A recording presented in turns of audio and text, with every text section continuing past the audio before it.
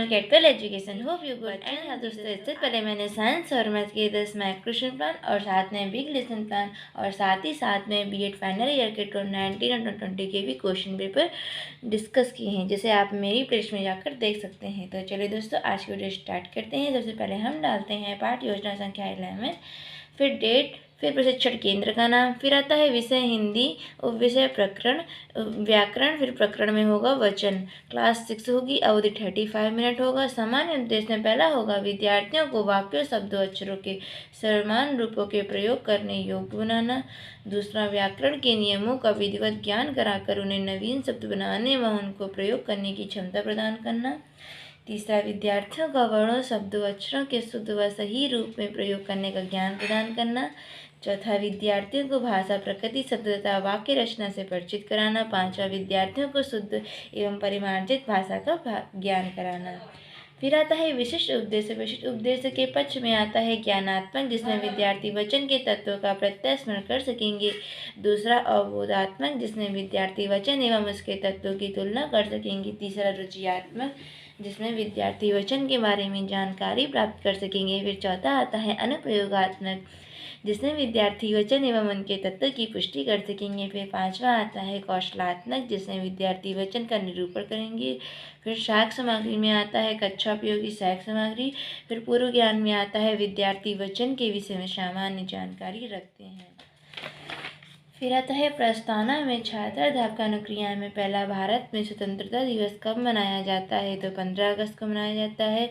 दूसरा होगा 15 अगस्त को किस अवसर पर फहराया जाता है? तो तिरंगा झंडा फहराया जाता है। यदि तिरंगा झंडा एक से अधिक संख्या में हो तो उसको क्या कहेंगे? तो यहाँ पे समस्यात्मक प्रश्न होगा।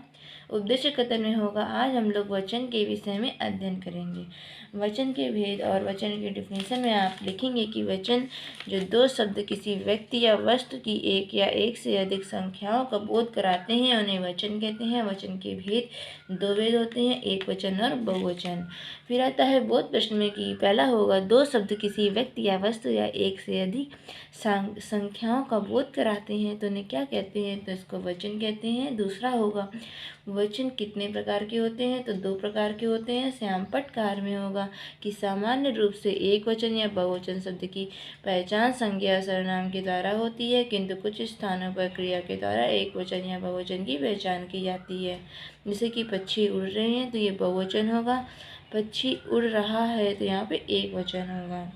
फिर आता है निरीक्षण कार्य में कि छात्र अध्यापक श्यामपट्ट पर लिखे कार्य को विद्यार्थियों से उत्तर पुस्तिका में लिखने को कहेंगी और स्वयं निरीक्षण करेंगे।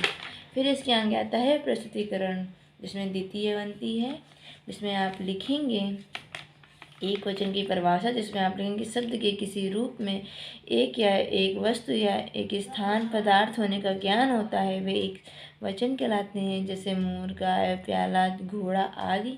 विशेष में आप लिखेंगे कि सामान्य रूप से एक वचन या बहुवचन शब्द की पहचान संज्ञा या सर्वनाम के द्वारा होती है, किंतु कुछ स्थानों पर क्रिया के द्वारा एक वचन व बहुवचन की पहचान की जाती है।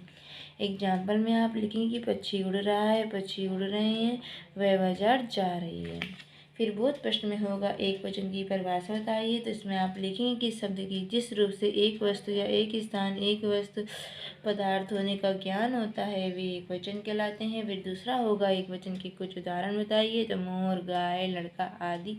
तीसरा, बिल्ली का बहुवचन क्या होगा? तो बिल्लियाँ होगा। फिर आप लिखेंगे एक वचन और बहुवचन बनाने के नियम, जिसमें पहला होगा अकारांत पुल्लिंग शब्दों में आ, का, ए कर दिया जाता है तो एक वचन में होगा खोटा, तो यहाँ पे होगा बहुवचन में खोटे। फिर एक वचन मोटा, तो यहाँ बहुवचन में होगा मोटे। बकरा का बकरे हो जाएगा, घोड़ा का घोड़े, कुत्ता का कुत्ते, प्याला का प्याले।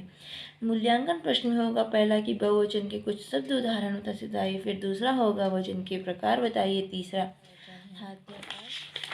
फिर इसके आगे आता है कि जो धातु संज्ञाएं धातुओं का ज्ञान कराती हैं वे सर्वदा कौन से वचन में होती हैं। फिर गृहकार में होगा कि निम्न वाक्यों को बहुवचन में लिखना है आपको, जिसमें पहला होगा मोर नाच रहा है, दूसरा बकरी घास खाती है, तीसरा नदी बह रही है, चौथा बालक घर जाता है। तो दोस्तों आज का वीडियो यहीं पे समाप्त होता है। अगर आपको मेरा वीडियो पसंद आए तो प्लीज़ मेरे वीडियो को लाइक करिएगा, सब्सक्राइब करिएगा और दोस्तों के साथ मेरे चैनल को शेयर कर दीजिएगा। मिलते हैं नेक्स्ट वीडियो में नेक्स्ट टॉपिक के, तब तक के लिए बाय बाय।